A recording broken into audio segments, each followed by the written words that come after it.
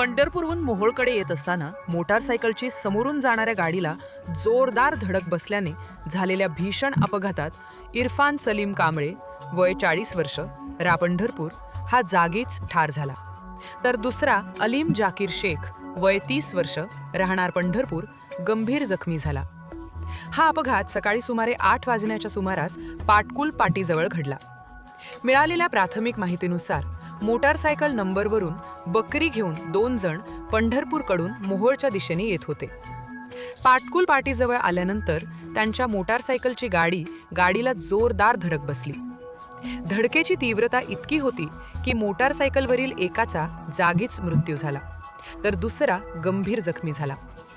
अपघाताची माहिती मिळताच स्थानिक नागरिकांनी घटनास्थळी धाव घेत जखमीला उपचारासाठी नॅशनल हायवेच्या ॲम्ब्युलन्समध्ये घेऊन मोहोळ ग्रामीण रुग्णालयात दाखल केले. तर जखमीला पंढरपूर येथे उपचारासाठी पाठवण्यात आलेच पोलिसांना ही घटनेची माहिती देण्यात आली.